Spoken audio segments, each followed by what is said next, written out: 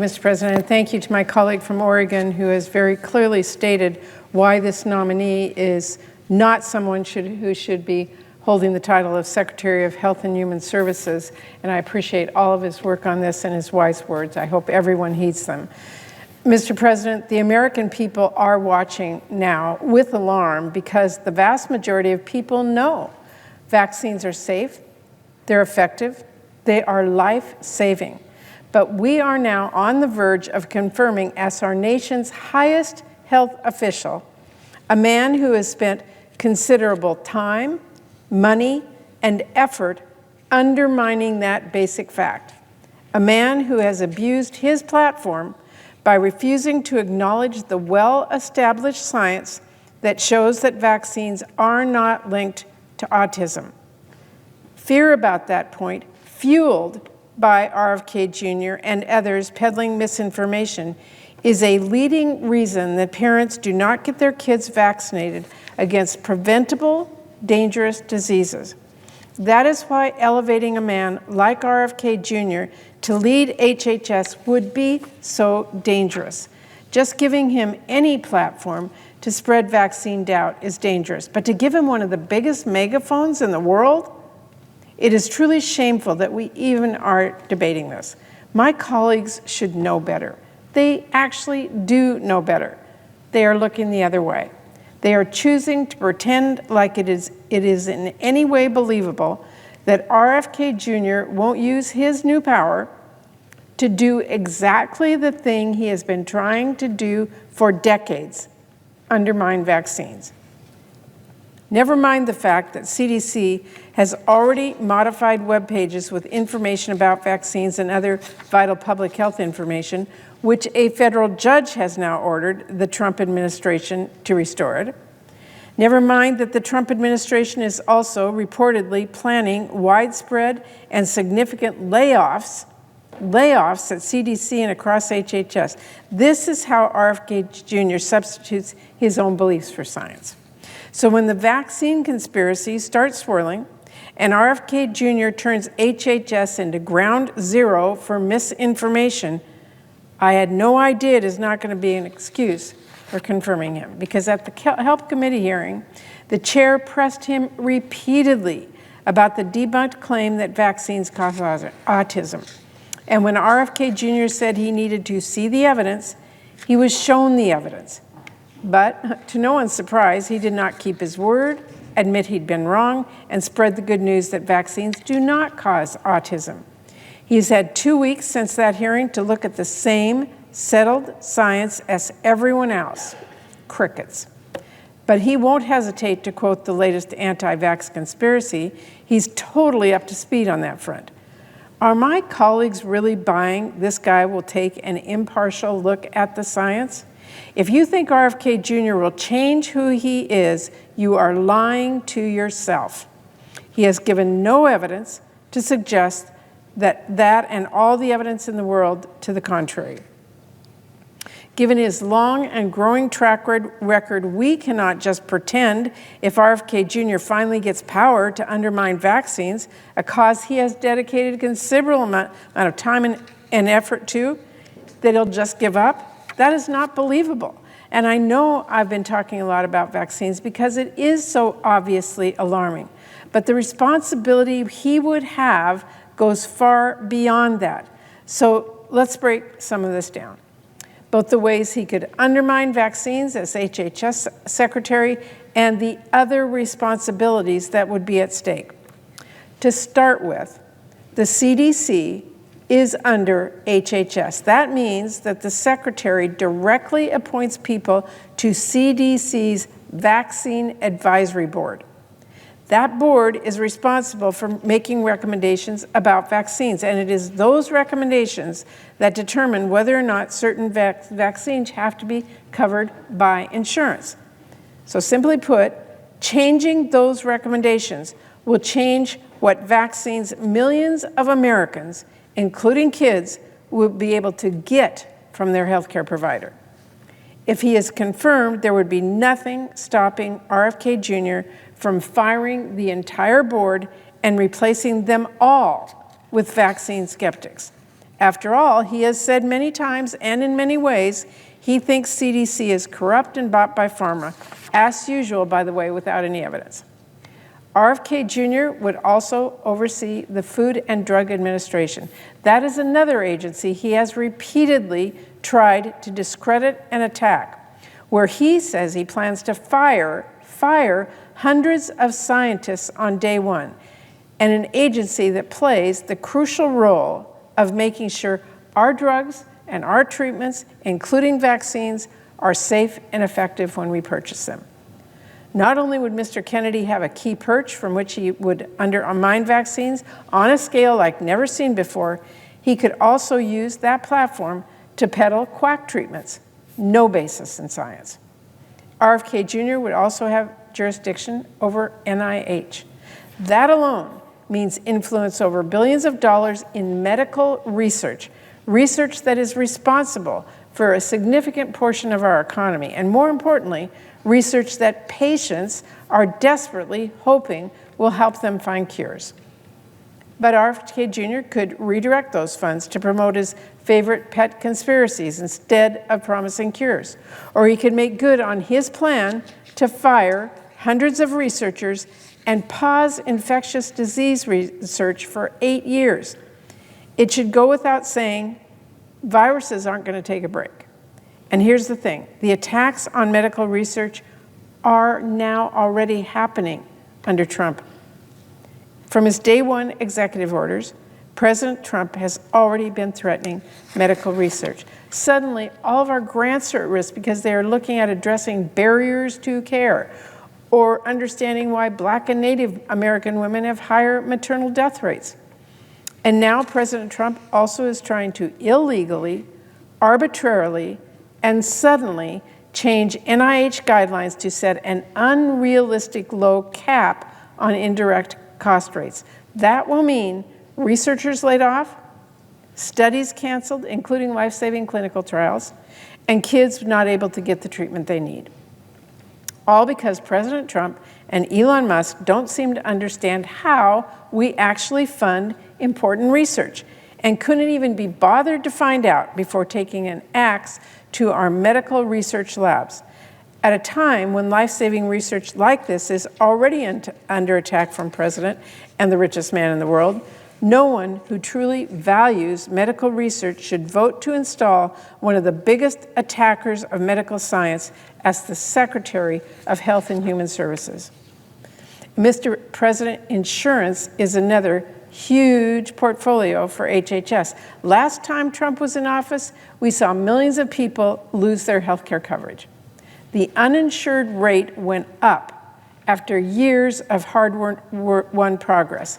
And we all know he still wants to rip up the Affordable Care Act, which will drive up costs and kick people off their coverage. There's no reason to think Mr. Kennedy will stand up to that effort. Indeed, there is no reason to think he has the experience and understanding of the system to actually do so. During his committee hearings, RFK Jr. confused Medicare and Medicaid. This is basic stuff. He failed to describe the components of Medicare. And yes, Mr. President, I do absolutely have to talk about abortion care. This is of grave importance right now.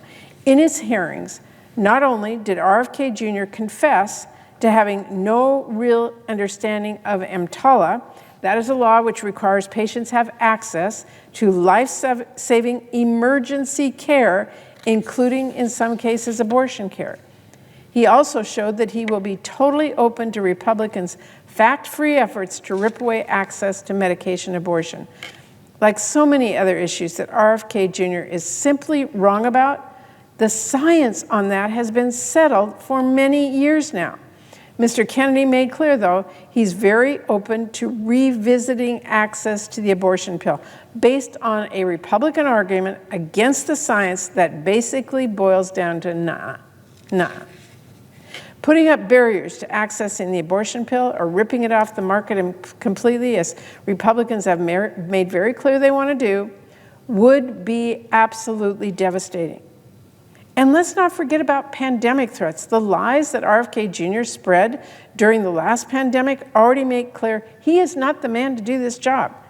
But if that weren't enough, when there was a pandemic threat response planning session for this new administration, he skipped it. He didn't go. It would be almost comical if this wasn't so serious. Mr. President, everywhere you look, everything about this nominee is so concerning. We cannot take this man at his word, something he has changed and gone back and forth on time and time again, but we can take him on his record, which is that he has consistently undermined vaccine confidence. And by the way, note, he profited from that. And we can take the threat of what he might do seriously, especially given the alarming things that are already happening. If RFK Jr. gives you his word of honor that he won't freeze research, guess what? We're already seeing the Trump administration totally upend medical research. Thanks to the Trump funding freeze, NIH hasn't issued any grants award in weeks. If RFK Jr. swears that he's not going to take down information about vaccines, he's not going to silence experts, well, don't look now. But the Trump administration has already taken down or changed CDC pages about vaccines. They have already silenced public health experts. If RFK Jr. pinky promises you that he won't undermine medical science or studies or he won't ignore global health threats, well, you might want to sit down for this, but President Trump has completely demolished our global health aid work. He has already completely demolished it. The fallout is utterly heart-wrenching. Already we know of a woman who died because the USAID supported hospital she went to for oxygen was forced to discharge her because they got a stop work order from the Trump administration. It's not clear if she was the first death caused by Trump's complete freeze, but there is no question she will not be the last. And Mr. President, let me make a really important point here. It is not just people across the world who will be affected by this. There was a study being done on a new HIV treatment with thousands of volunteers. Study being done, already having 1,000 volunteers doing the treatment. But now, without their regular injections, which are cut off by Trump's move, there's going to be too little of the drug in their system to protect those people from HIV, but enough of the drug that if they contract HIV, it could mutate to become drug resistant. So for all the absolutely unhinged conspiracies we've heard about medical research from RFK Jr. and the like, where is the concern of this actual risk in this actual study happening right now, all because President Trump cut off foreign assistance? RFK Jr. has been silent about that risk, silent about how wrong that is. And so even as he is making these empty promises on one hand to some of our colleagues, he's already standing by as President Trump breaks them on the other hand. Oh, and here's one more. If RFK Jr. says he's going to consult you on healthcare personnel, please do not be fooled. Look, I don't know why my colleagues need me to tell them this. I like to think we have some pretty smart people around here. But this vote, RFK Jr.'s own nomination, this is your consultation on healthcare personnel, not some made-up promise for later. This is the point you have the most power. Whatever he might say, you don't get to choose who RFK Jr. will appoint to this or that. Heck, he doesn't get to choose who President Trump appoints. The decision you get to make, all of us on this floor get to make, is the decision before us right now. You get to choose who you vote to confirm, and you will have to live with that decision. And if you ignore the warning signs and confirm RFK Jr., then when the wheels fall off the wagon, you may try to tell yourself you were lied to, but you knew who you were dealing with. You knew who you were dealing with. You knew what he said before and what he has refused to say. You had all the knowledge you needed to do the right thing. I cannot tell my colleagues enough, this is not a game. This is not a political role without consequence. The health secretary has real power over whether Americans can get basic information and care that impacts whether they live or die. As I have tried to drive home throughout this process, vaccines save lives. That is not a question. It is not a slogan. It is a fact.